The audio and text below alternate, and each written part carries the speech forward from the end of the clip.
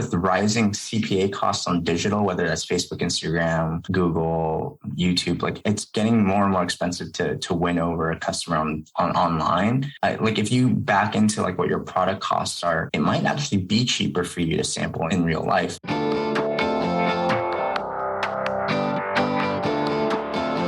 Hey, my name is Felix Tia, and I'm the host of Shopify Masters, a weekly podcast powered by Shopify, the easiest way to sell online, in person, and anywhere in between. Each week, we invite entrepreneurs like you to share what they've learned growing successful e-commerce businesses. In this episode, you'll learn how to build a business relationship with manufacturers before you ever have customers, how they were able to achieve a 30% repeat purchase rate, and how to use sampling to get customers to try out your product for the first time. Before our show, I wanted to chat about Shopify shipping. Did you know that you can buy shipping labels for your orders at home and print them with a regular printer, get shipping insurance within the United States, and receive discounted shipping rates with certain carriers with Shopify shipping? There are no additional fees, carrier account, or app required. This is included with your Shopify plan, so check out Shopify shipping today at shopify.com/ship. Today, I'm joined by Kent and Ryan from Neuro. Neuro puts health in your pockets with functional gum and mints made to better body and mind, and was started in 2015 and based out of Los Angeles, California. Welcome, Kent and Ryan. Hey, thanks for having us. Hello. Yeah, so you two had a lot going on and still have a lot going on in life when you decided to start Neuro. Tell us more about what was your life situation that motivated you to start the company? Oh, man. I think for Ryan and I, we've always kind of been on the go people. And for example, like in college, I was training pretty heavily in martial arts. Ryan used to be one of the fastest kids in California. He was captain of his cross country team, took them to state and nationals.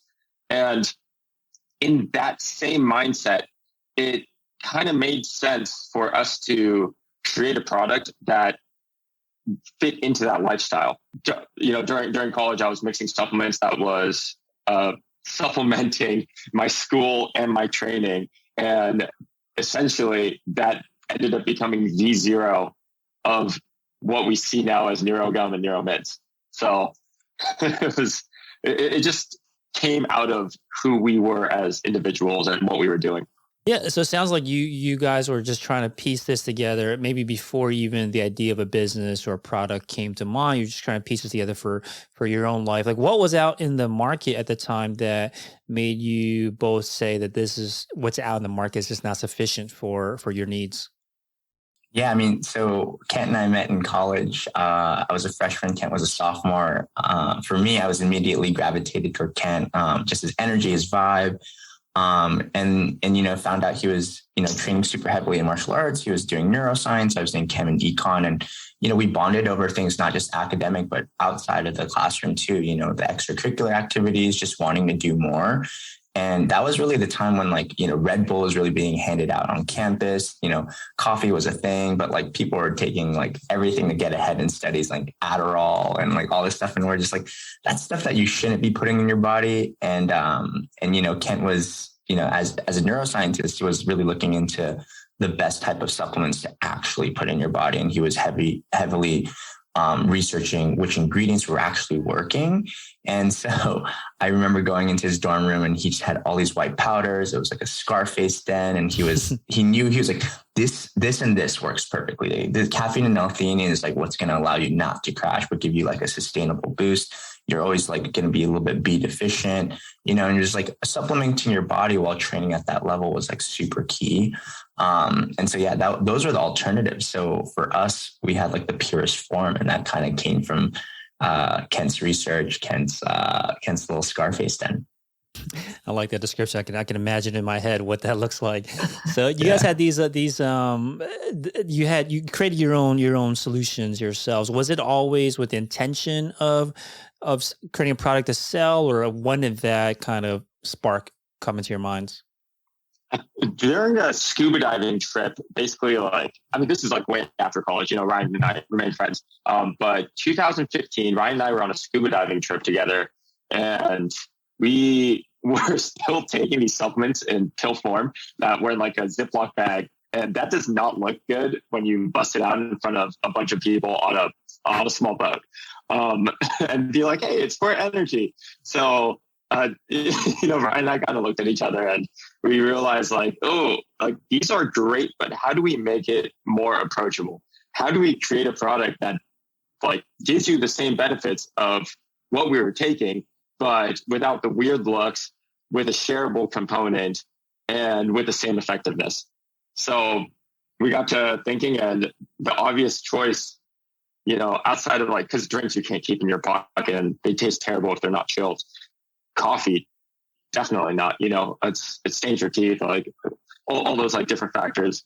And it dawned on us that one of the most approachable form factors is just confectionaries, gum and mints, things that are intrinsically shareable by nature. And we just got to cranking. That's interesting that you had this product that worked, but you had realized that the medium or the form factor, as you called it, matters.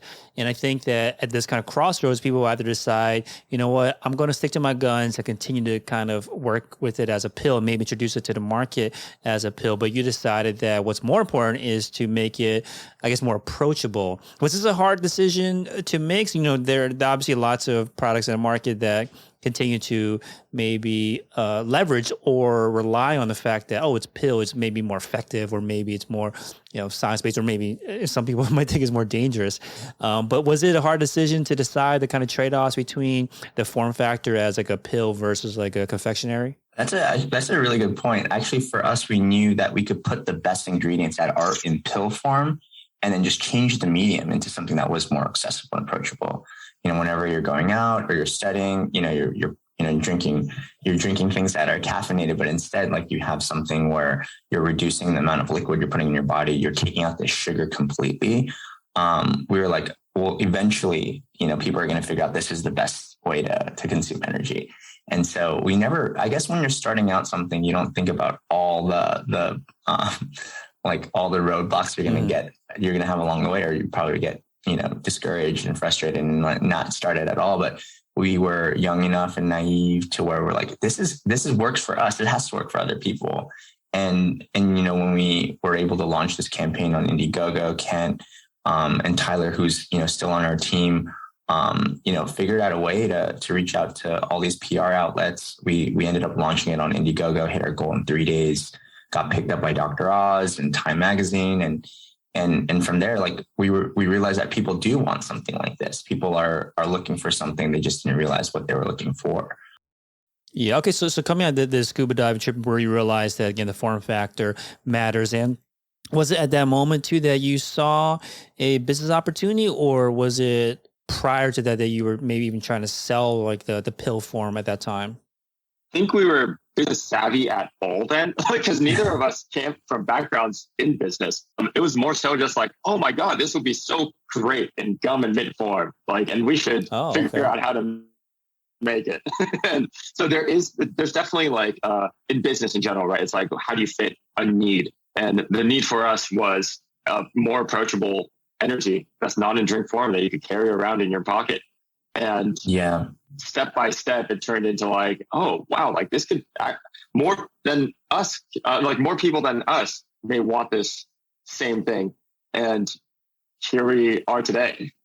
Yeah. So you wanted to just create this product again. You didn't have the business hat on at the time. And when you decided, okay, let's create this in gum form, were you able to do that in the kind of your own kind of home kitchen still at the time? Or when was it kind of more of a productionized thing?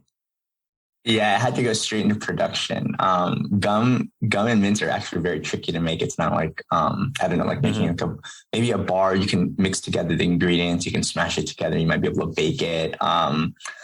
With drinks, same thing. You might be able to do small batches to test the flavor. But with gum and mints, it's really tricky. And so we didn't start off with mints. Actually, we started with gum. And so we had to go directly to Google to find gum manufacturers. Got rejected a million times, and then finally found one that was the perfect fit. And it was like literally just going down, calling, emailing, reaching out to people who can, one, pick up the call, but two, listen to what we were trying to do, because it was so novel and new at the time. Yeah, I've heard of this challenge happening for a lot of entrepreneurs where they have an idea that's just not a path that a manufacturer has walked down before, and which is a great opportunity, right? But then also a Absolutely. challenge to get the manufacturer on board. And you mentioned that there's this kind of process of getting rejected a bunch of times. And I think a lot of entrepreneurs have spoken about how you can kind of either make concessions at this point to go by what a manufacturer recommends you do, and then they'll accept you as a client, or you kind of stand your ground and really want to go with your original idea. Was this a moment where maybe some manufacturers were saying like, hey, we can't do exactly what you're saying, or it's a crazy idea, we're not going to do it, but we can do this instead? Like, were you ever kind of teased by a watered down version of your idea? There was a lot more of just like, you guys are just two 20-something-year-old kids. We're not even going to entertain this. From all the emails that we sent out, there was probably like a 5% response rate. And it's that. And there's also another element where it's interesting how with a lot of these businesses that you don't really think about, larger corporations own the majority of it, or the majority of the manufacturing process, at least in the United States. There's like an interconnected web of government manufacturers that are owned under one entity. So that was also like another hurdle we had to get over.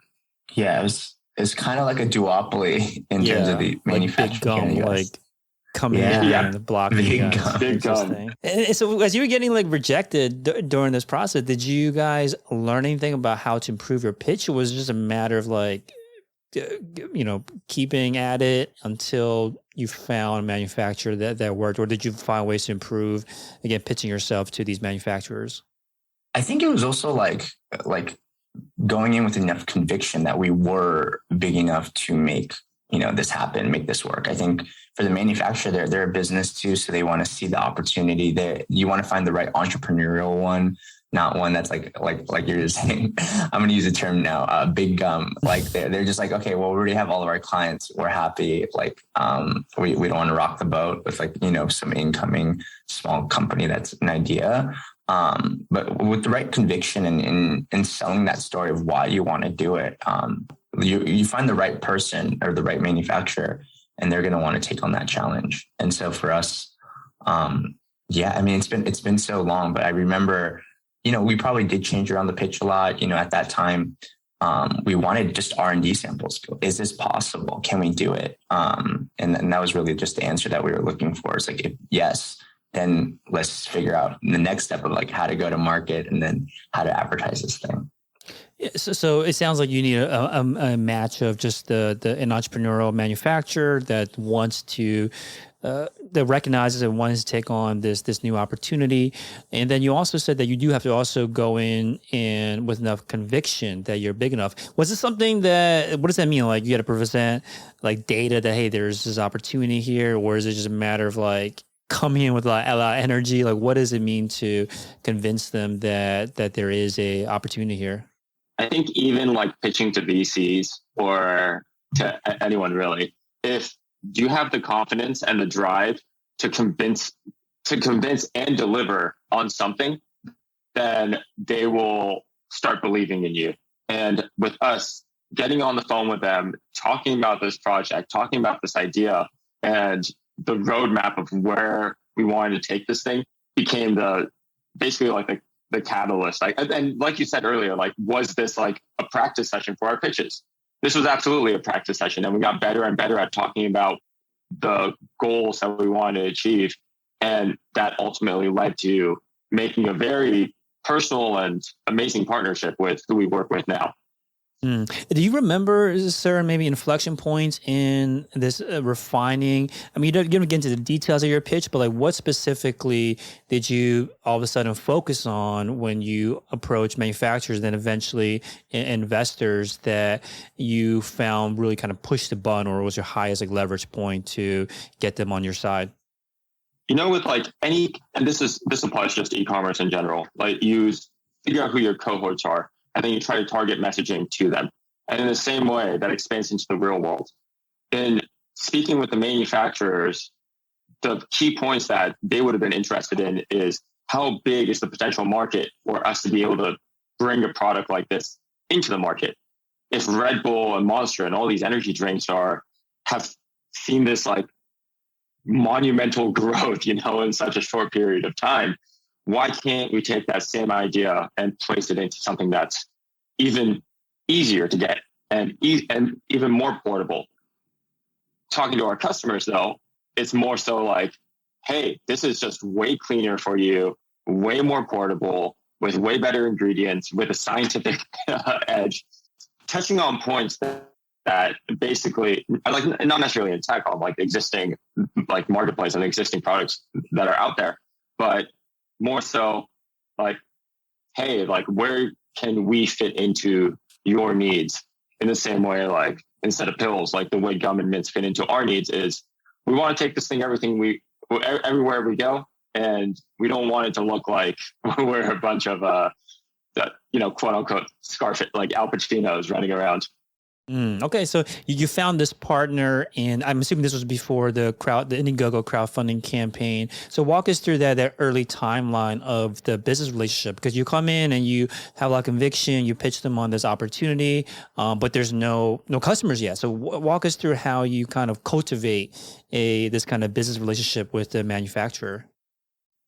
Yeah, I mean, at the time, we didn't even fly up to meet them. It was all via like just email and phone calls, and at the time, like, I was working full time at Hulu, a streaming company. Kent was working at a subsidiary, like Sony Music. He was producing music. He was creating art, and like we just kept going back and forth, and we were getting like these like samples in like tiny little Ziploc bags. We still get samples like that to this day when we're doing new R&D, by the way. So we have like new products like with a multivitamin gum and mint coming out soon. So it comes out in these little Ziploc bags, but looks super sketchy. And basically we were sampling around like friends and coworkers at the time of like, hey, what do you guys think about this? And they would range from like the 20 milligram caffeine up to like the 80 milligram caffeine. And we're just playing around with different ingredients, flavors, like the sweeteners to make it taste good, different types of gum bases to have like a harder chew or softer chew. And we were basically just getting, all of our friends and coworkers to be little guinea pigs, to give us feedback. And that process was, quite a bit. But then at the same time, we knew that if we didn't like launch, it just wouldn't happen. There was no way we were going to perfect it on the first go. So, after a couple R&D runs, quickly after we just had the Indiegogo run in tandem, actually from the time that they were manufacturing it. So by the time, the Indiegogo campaign ended, the customers or the supporters, basically shortly thereafter got the product. So, from that experience, I think people are like, oh, wow, these guys delivered. Because I think sometimes you do Indiegogo or Kickstarter campaigns and it's like a year or plus before you actually get the product that you backed and supported. And so we did it at a pretty quick turnaround. So during this R&D process, talk to us about how long did that take? Like how much of a time investment was it? I think by the time we got it and actually had it on Indiegogo to sell it, it was like probably close to a year, not quite a year, but almost there from like the time we like first like got an initial call or sent out all those emails. And did it feel like things are moving at that time? I think one of the challenges for anyone out there that is just getting started for the first time or is about to embark on any of these kind of entrepreneurial journeys is that the drag of how long it takes, it can kind of burn itself out. So talk to us about what it was like to kind of keep the ball moving, even though it wasn't moving as fast as you probably wanted it to. Especially with a physical product, that it's excruciatingly slow. But with business, there's everything else that you can do. And for us, it was preparation of our launch plan and preparation of our website, still doing biz dev and meeting the right people to be able to make sure this is a success when we launch. There's always an infinite, and once you launch the business, like you need to scale down, but there's always an infinite number of things you can do in terms of preparation. And as long as you lay out the right roadmap and fill in the gaps that you feel are necessary to fill in for what would assumably be a successful launch, you should be okay. And to be purely dependent on just a product succeeding is like a 1 in a billion chance. And at least in my opinion, like it does happen, but it's everything else, the lifestyle, the dream you're selling, the people that are around you, the operations, all those things are what typically make a product successful alongside the product being great. That makes sense. And just kind of wrap it up on the product side, you said it took a year to go through this R&D process. Do you guys remember how many iterations of the samples it took before it felt good enough to go into the crowdfunding campaign? Yeah, I think it was, I mean, I can go back and email. I think it was like 5 different, we did first like 2 bags and then another 3 bags. And they're all like varying degrees of like the active ingredients and different types of sweeteners. And I remember some of the feedback, like my old manager who like chewed it and like was like, man, like it definitely works. Like I was up to like 3 a.m., but you guys can definitely work on the flavor. And we knew that it wasn't going to be perfect, but we knew we can improve that. And at that point, Kent and I realized, like, you know, it was already an excruciating slow process doing R&D, especially with physical goods, especially with things that you're consuming. You know, with hardware tech like that already takes a long time, but something consumable, there's a lot of like, you know, regulation that you have to be careful over too. And like, there's other active ingredients that we're thinking about putting, but weren't, you know, they're FDA, like they're going through like clinical studies, but not quite fully FDA approved. So there's certain ingredients that we like decided not to go down and not to use. So these like 5 different samples, iterations to get at least the efficacy down to make sure that it was working. Like we knew it worked. Yeah, we knew it worked. And at that point it was, you know, Kent and I were, you know, fueling this with our own savings, like things that, you know, we were working full-time jobs and we were, you know, we had, like I said, enough conviction to pay for, I think the R&D samples at the time were like maybe $3 or $5 grand per batch. And wow.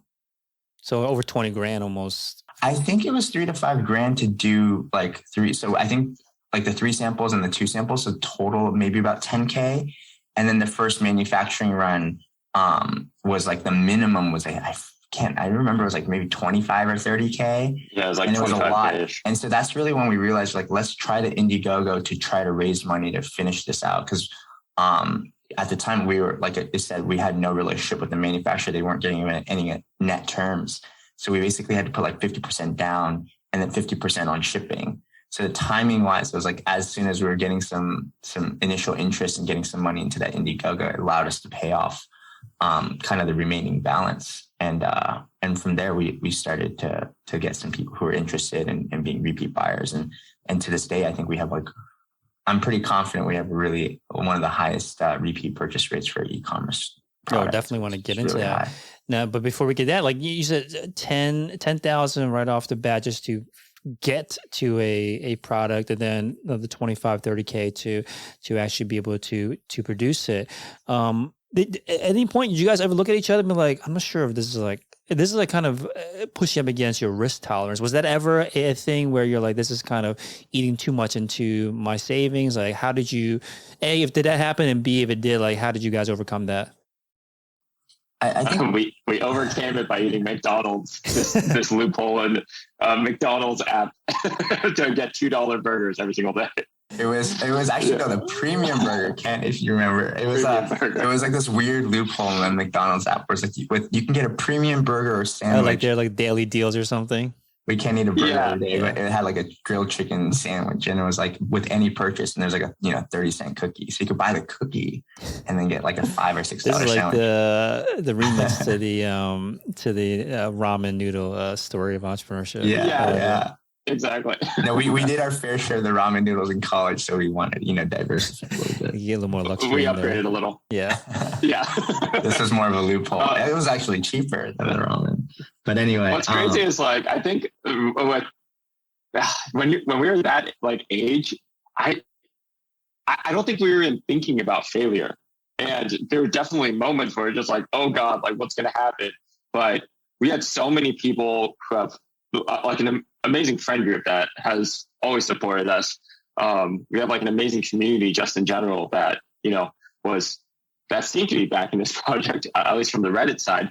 And there was no moment where, even if it did, like, knock on wood, and thank God it didn't, but like, even if it did fail, every single step we were taking to make it a success was so exciting that there was almost like no way that it wouldn't have succeeded.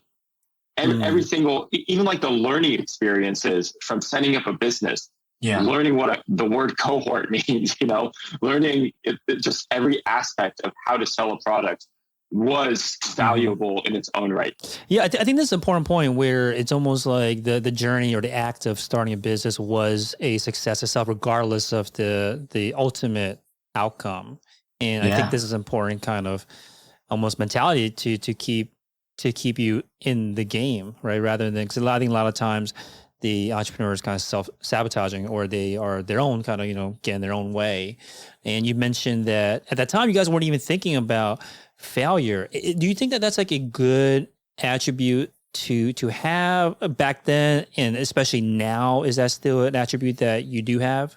I think, I think one way to look at it is like, there's no failure, but just a lot of lessons learned, and had something there's so many things that don't work out and maybe not consider failures, but those are just lessons. And for us, it was like Kent and I's MBA was like doing this business. And then the first year, 2 years, like everything's like light speed. You learn so much, so quickly.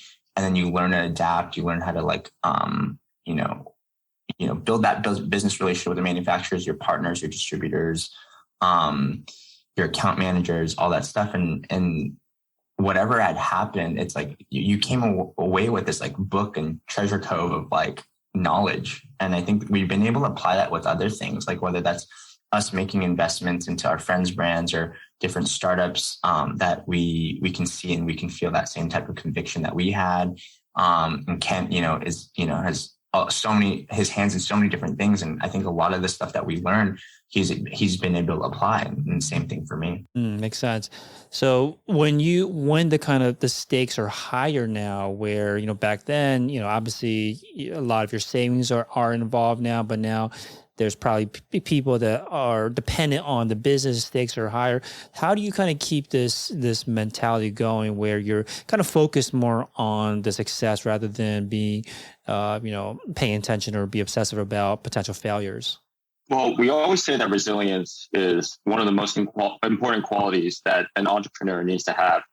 And when the executive team or the people that are, or even the managerial roles maintain that mentality while also remaining conscious of who the people are that are working for you, it trickles down.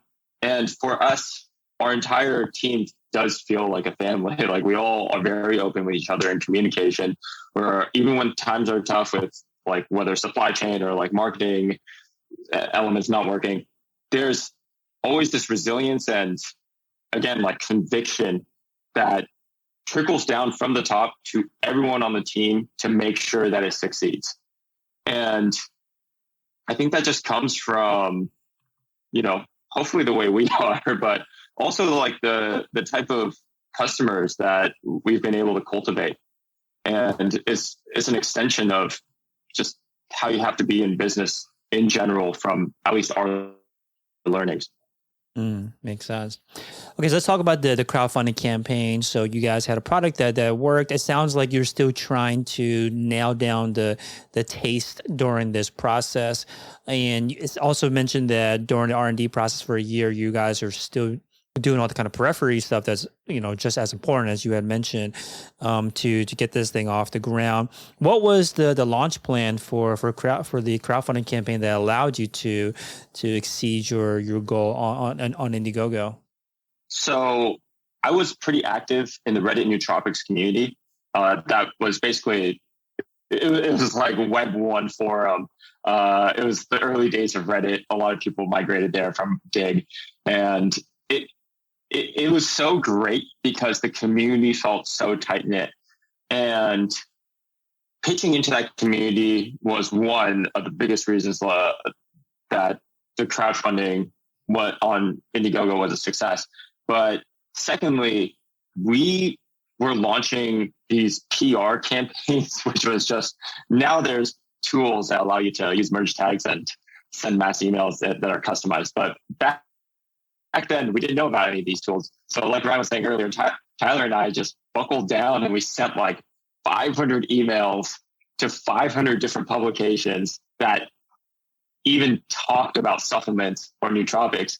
And if you get, a 1 or 2% response rate, then that's a that's a percentage of publications that you could use to show credibility and show validity. So I would say the combination of those two things were some of the biggest factors in the initial launch being a success and us being oversubscribed in less than 3 days. Hey, real quick, if you're enjoying the show, please leave us a review on iTunes and let us know what you think or what you'd like to hear more of. Now, let's get back to the interview. Okay, so let's talk about the kind of the Reddit. So you're looking for like a built-in community already in the nootropics subreddit. What was your approach to that community? Because I think other folks that have launched successfully on Reddit, you can either have rabid fans that are ready to buy from you, or the crowd can turn against you as quickly as they love you. It's a tough crowd. Crowd. What's your recommendation on how to approach Reddit when you are essentially promoting a product, a business? Oh, just be as authentic as possible. And I also think another part is like I'm I'm that guy that always is on Reddit when I have free time, which is probably one of my worst habits. But I have thousands and thousands and thousands of karma points, and I've also done like AMAs in Our Entrepreneur where we are super honest and transparent about all the tools we use, all the marketing tactics we have used, and people just appreciate that. It is like this shared ecosystem and our nootropics, especially back in the day, it was a shared ecosystem of knowledge. And if you are willing to share as much as the other anonymous stranger that's also willing to share, it like feeds into itself. So don't be, there's like an infamous Woody Harrelson incident where he went in and he had no idea what kind of community Reddit was. And he used it as like a platform to just pitch his new movie, Rampart. And everyone should like look this up. And the Reddit community isn't there to be advertised to. They're there to get excited about something and to create discussion around it. And that's, thankfully that's kind of how we approached the launch. Just like, hey, we launched this product. We've been in R&D for a year, and we would love your thoughts on it. And it was just authentic at the end of the day. When you took the other approach of pitching to different outlets, you mentioned that, low response rate or high response rate. I'm not sure what it is for your particular industry, but you just wanted to kind of play that numbers game. Did you figure out ways also to refine the pitch to get the outlets to care or pay attention to what you guys are doing? Oh, 100%. And there's, follow-up tactics with emails now that are known to be fairly effective. And the personalization, so to our benefit, sending every single email out and personalizing it to be like, hey, I noticed you wrote this article. This is us. This is like a picture of us and the product we're making. And again, like personalization, being authentic has always worked for us. Even now, like Ryan and I constantly have put ourselves as the face of the product alongside everyone on the team. And it's kind of breaks down that barrier of what existed previously, which was, like these big companies are creating 90% of the things you consume. But we're approaching this from the most genuine way possible to make sure we deliver the best product. And that was, the same approach we used on Reddit, the same approach we used with reaching out to PR, and the same approach that we still use now for any of our marketing. And it has always been the most effective tool for us. Okay, so crowdfunding campaign kicked off. You guys had the community. You guys had the PR outlets. Was it immediate? All of a sudden, your campaign was filling up with backers, or like was it a kind of a slow burn over a certain period of time? Like how quickly did you start seeing success from the crowdfunding campaign? We met our goal in it was it was crazy. I remember my phone was going off like nonstop. Like I think we met our initial goal in less than a day, and then we hit like double our goal in 72 hours. So once we got onto the front, once we got that initial spark, that was like a catalyst to get us to the front page of Indiegogo, which then in turn became a catalyst for more people that weren't necessarily part of the Reddit group to come in and check us out. So like this kind of like early momentum is like super important for crowdfunding campaigns. Oh man, I mean, it feels like early momentum in general is important for anything, and obviously there's ways of building something into a successful company without having that initial success. But for us, we rode that wave into basically an appearance on Dr. Oz about a month later. Wow. And continue to build into like a legitimate brand. It was also a fire show though, because we were like, wow, this is our first business and we have no idea how to handle an influx of customers. So we learned our lesson early. Yeah, I can imagine like a lot of the maybe imposter syndrome kind of popping up, or like looking at each other like, what did we get ourselves into? Do you remember looking back, like certain things that, if you were to do it all over again, were either mistakes or like things that you recommend other entrepreneurs that are getting this kind of quickly early traction, maybe moving faster than they're comfortable with, mistakes that you stumbled into that you recommend other founders look out for? Early, we were like while most people might have like, fulfillment centers or like shipping centers, like all the product got shipped to Kent's Place. So we had like 4,500 pounds of gum from that first MOQ that got dropped off without, a loading dock. It was like Kent's Place, and like it was like going box by box over with a dolly to drop it off. And it's just like those were the type of memories though that you look back on, and they're really fun, and like it makes you appreciate all the other elements of business as you start to scale. So moving away from apartment to fulfillment center, moving away from like Kent's phone as a customer service line to actual proper customer service line with a customer service email, like all those little things and tidbits that you learn along the way, going to the mailbox or the post office to drop product off, all of those things are part of that experience. But to give you context and the people listening, it wasn't just like overnight we quit our jobs and we were doing this. It was like about a year and a half. We were still doing our full-time gigs while managing this. So we were able to, pay for rent, pay for our day-to-day stuff, while like fueling this dream. It was, Was it hard to balance like the year and a half between these basically two full-time jobs, or did it feel like a full-time job with Neuro when you were? It was definitely like two full-time jobs, right? It was like this one where, like my team at Hulu also was really encouraging. They're like, hey, like, it seems like this is something that you're, really passionate about. Like, why don't you go and pursue it? And then I just remember my manager was awesome. He was like, if it doesn't work out, which it won't, it'll work out. But if it doesn't, you have a job you can come back to. And it's just like, awesome. It's a really supportive environment. And, I urge people who are, at full-time jobs now that are looking for a different career change or, on the fence about taking that leap of faith, find a community that's going to be supportive, whether that's a partner, a parent, a sibling. Sometimes you just need to talk to them and see like what you can do, because oftentimes you want to test it out. And if it doesn't, there's different avenues. It's not the end of the world. It's not life or death in a lot of ways. So that's just like a tidbit of information. I think for us, we're like, it was getting to be too much. And then we're seeing that momentum. And then, we left about a year and a half in, like a little less than a year and a half in, but yeah, when we went full-time Neuro, and that's really where you start to see a lot of that growth. Yeah. And one of the other things that you had mentioned to us about these early lessons was around trusting your gut with investors and advisors. Tell us more about the kind of lessons learned here. Like at the end of the day, we got very lucky with this too, but with the people that invested in us, or the community that invested into us in the Indiegogo days, there was, just like Ryan said, immense support and trust in what we were doing, knowing that we were first-time entrepreneurs.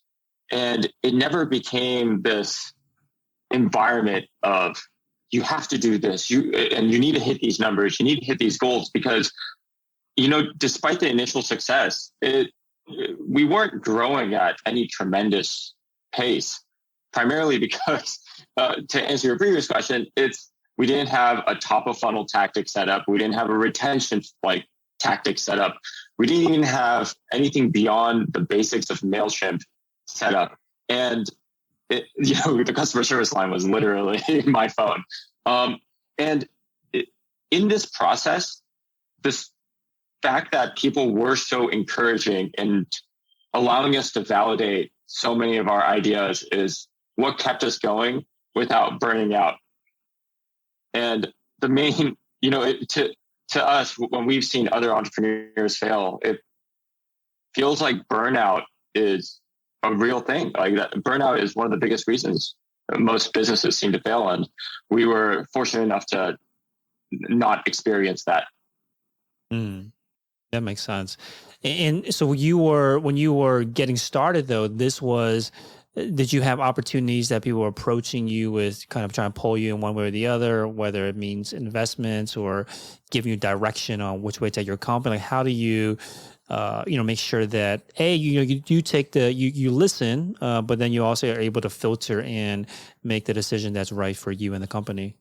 Yeah, I think we were absolutely. Yeah, we were really fortunate to have a lot of investors that were entrepreneurs or like ran companies, so they could kind of understand the roadblocks you go through, whether it's like supply chain issues, especially now with COVID, just production delays, like the different types of marketing strategies, things like mistakes that you're going to make, but lessons you're going to learn along the way. And so we had people who were really patient, fortunately. And we were able to attract a pretty awesome team of like angel investors to do that. Like, shout out to a lot of the, backers early on that helped us get to where we are. Was there a certain point where you felt like you could kind of catch your breath and start working on building those foundations that, were missed early on? Like you mentioned, having some kind of funnel or retention process. Like when was that opportunity? Well, with the advice we got from these other entrepreneurial people, we started implementing all of these things. And it wasn't that advice and direction wasn't given to us, because those were all absolutely valuable things in our success. And indispensable pieces of advice were constantly given to us. But it was more so having almost like there's like these very authoritarian investors that we've heard horror stories about, and we were fortunate enough to never run into any of those, or we subconsciously just block them out of our ecosystem. In regards to like these terms that we know like the back of our hand now, the top of funnel, retention, like conversion rate, like CPA, like CPM, all these things, I think, just naturally started coming to us as we began diving into numbers, as we began exploring how our product can reach broader audiences. And it was like a natural transition over the course of several years into entrepreneurship. And we're still learning. That's like the best part of business. Like it's a never ending journey.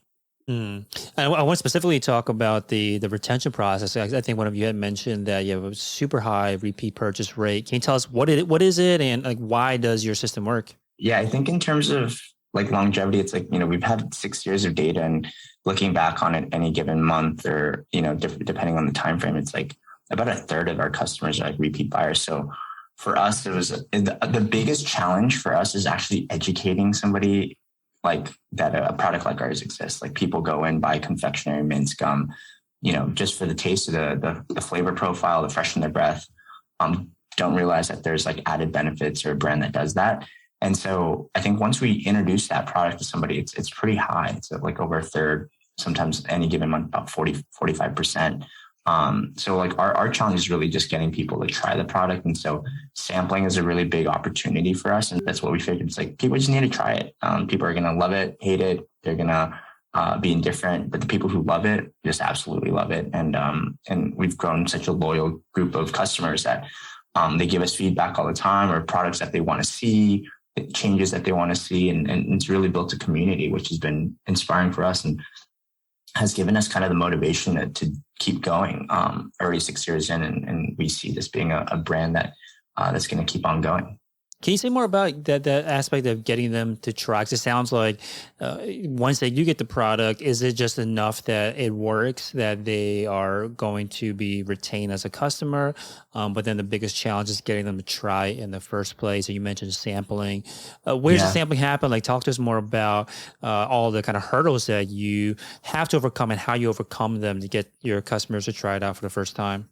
Yeah, I mean, we were trying everything. It was like all the communities, and one community that really embraced us was like the CrossFit community. So being able to go to CrossFit events and having athletes try it, feel the effects, become like ambassadors for the product. We were sampling at music festivals, like, you know, we're at Whole Foods nationwide, we're at CVS, and we would do sampling at like Whole Foods. Like JetBlue Airlines has been an incredible partner. We're in like all of their amenity kits, and so. You know, we see people try it, and you know, we see people find, like, we get feedback on like surveys of like where they heard about us, and you know, you focus on these different cohorts of groups and people, and they become ambassadors for you, and you either double down on it and try to look for other ones in the meantime. But yeah, that's been super key for us is really just getting the product in people's hands and them to try it. Yeah, I was going to ask that the sampling. I can imagine it could get expensive, or at least hard to attribute to where the sales are coming from. So, is it the surveys that have helped the most with that? Well, it's expensive to sample, but also with rising CPA costs on digital, whether that's Facebook, Instagram, Google, YouTube, like it's getting more and more expensive to win over a customer on online. Like if you back into like what your product costs are, it might actually be cheaper for you to sample in real life, because maybe out of 10 samples you give, you know, 5 people love it, and then one or 2 become like, you know, customers. 1 becomes like a lifetime customer. If you do the math, it's probably going to work out better to do the sampling in real life. But then again, every brand is different. You can't give out a free, you know, Theragun, but you might be able to give out like a free Theragun like massage session in at an event, and people are like, oh wow, that like 5-minute, you know, session was like great enough for me to have that conviction. For us, luckily, we can sample it, people can try it, feel it pretty quickly, and we have like 2-pack sachets and you know, the 9-pack gum, 12-pack mint, so people can have enough, you know, trials to share it and experience it for themselves. So yeah, any you know, entrepreneur, any product brand, if you can look at a way of doing sampling, and like that example with Theragun, you're not going to give away a $300 product, but you can give them like an experience. Or our friend's brand, which is BrainCo. It's like a brain activity monitoring app. You can give people experiences in events, and they can experience it for themselves. So there's different ways to do sampling in real life, and I think that's a great alternative to just only relying on digital. That makes sense. And you said also education is an aspect of that. I can imagine that when the sampling itself, if they try the product out, they get immediate effect from it. That's kind of already, you know, done most of the job for you. But when it's someone that hasn't come across you at an event, but maybe comes across your website or some other, you know, top of the funnel thing that you're doing, and how do you educate them on your product? What are some important bullet points that you want them to take away from that first interaction with you? Well, doing podcasts like this, I'm always been really helpful at, or like any of the PR events. We also, you know, have a pretty, not so much anymore, but we had a pretty great influencer program that allowed just people that liked our product to be able to share and get and be incentivized to do so. At the end of the day, it's, I think, exactly what we thought would work for us, which was creating an approachable, portable product that enhances your life in some way. And we don't BS any of that. We're transparent about our ingredients. We're transparent about how meticulous we are with our R&D process and our ingredients. And that's just kind of a brand mantra that will continue through with any of the future products that we do launch. And I want to talk about that kind of I guess, interaction when it comes to the website. When they come to your website, learn more about your products. Talk to us more about the design that went into the website. I'm assuming this is not the first iteration of it. Talk to us about like what went into designing the kind of latest version of it. Oh man, and we're going through another design process right now. It's at the end of the day, it's really here. At the end of the day, it's really being able to tap into which consumer, what the messaging is to which consumer to imbue trust into them. And with the people that we already were able to get, it's the original subset of chewers, they trusted the approachability, the functionality process. Now we're getting into this stage in our business where, okay, the trust factor is there. That's why we have such a high retention rate, even with the growth that we've been seeing. How do we make ourselves more lifestyle oriented? How do we make ourselves give more than what the product has to offer? And with the website, as we begin entering into like this next stage of redesign for it and branding for it, is mostly going to focus on that. But right now, the clean minimalist look, the information we share is all for showing that we are we're a product that you can ingest and you can trust to ingest. Makes sense. Are there any specific apps that you use, that you rely on, that has been helpful or made a big impact on the business? We've been on Shopify forever. So it's actually funny because I think initially when we were talking about going on this podcast, we were using Recharge as a subscription platform, but there's so many more that are coming out, thankfully, that are solving all of Recharge's problems. And we're going through the migration process of using Smarter, which allows for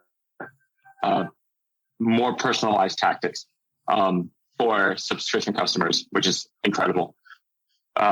We're big fans of Printful, which is a website / application that allows you to drop ship merch. And that's a special page that we have that we're not going to share to the public, but it's a special page we have just for our most loyal customers. Things like smile.io for validity to reviews has been incredible for us. Klaviyo and the robustness of their email marketing platform has been incredible for us.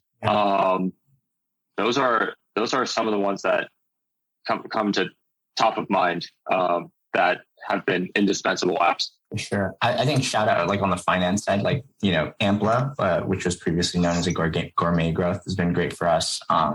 Anthony, who's the founder, and the team there has been really supportive and just like cash flow, especially with a brand like ours where you might not necessarily have to raise equity capital, but if it's really about just like getting inventory to service the demand and it's just about you getting the supply, they're a great tool for cash flow and like getting cash in for all the day-to-day operations. I'm going to throw 2 more apps in there because now I'm thinking about like how good they are. So as a person that was handling that, still probably has some PTSD from handling so many customer service calls. Gorgeous as a customer service app is incredible. The way they can set up macros, and it has made the customer service journey just way more fluid than when we started out. We tried so many customer service apps too. Like I can't even remember like 4 or 5 other ones, but Gorgeous is like, it's been great. Gorgeous has been amazing. And then for SMS, oh my God, I can't believe I'm blanking Zach's Emotive. Shout out to Emotive. Shout out to Emotive and their CEO Zach, who's a good friend, and just there were so many SMS apps that came out at the same time, and they're continuing to push the bounds of what's possible there. So it's like those 2 have been pretty indispensable as well. Another really good platform is Crystal. It's CRSTL, and the founder of DeepD and their team Superna like are incredible builders. They basically are creating this like master like command center for all businesses. So like it links together all your bank accounts, credit cards, but more importantly, all the records and orders from Shopify, Amazon, Target, Walmart, Whole Foods, all these big retailers that we're in. It puts all of it into one system, and it allows you to see when you're going to get paid from certain retailers, what bills are due by importing like your bills from QuickBooks and all these other like accounting software. And it gives you a really good understanding from like an operations or finance point of view for brands to know like, where's my money and like, when am I going to get paid? So again, that's an incredible app. I think they're like in stealth right now, but a lot of brands are I wish we had this like 6 years ago. It would have been super helpful, but they're solving a problem that no one has solved in the last 6 years that we've been in business. So really excited for them. And like I said, for sampling too, like gifting, GYFTING, the founders are awesome. And they basically do these gifting experiences for really cool brands. They support a lot of like minority founders, female founders. It's awesome. And so like they'll team up with Live Nation, or like TikTok, all these like big companies where they give them like these cool gifting, like open, like unboxing experiences. So they're definitely a cool company to check out too if you're an awesome brand and you want to get in front of really cool people. Awesome. And you can see all this in action at getneuro.com. That's the website. And I'll leave you this last question. For each of you, or maybe for the company as a whole, what do you think is the most important thing that you can focus on to make the biggest difference in the business over the next year? Oh man, these last 2 years have been so just crazy for everyone that flexibility has been one of the key things that has kept us going. And, thankfully our business has continued to grow over these last 2 years, despite everything. But there is a major shift that we had to do from a company-wide level to focus, to trim the fat and focus on what's important. And don't be afraid to, how do I say this? Like, don't be afraid to try new things, obviously, but also don't be afraid to take a step back from everything that you have done. Go back and build out the structure and plan on what will be the most effective things to pursue success and start anew, which is what we had to do in several departments. So, but thankfully that flexibility and that structure has allowed us to continue to succeed. Awesome. So again, getneuro.com is a website. Thank you so much, Kent and Ryan, for coming on here and sharing all of your experience and advice. Thanks for having us. Thank you. Thanks for tuning in to another episode of Shopify Masters, the e-commerce podcast for ambitious entrepreneurs powered by Shopify.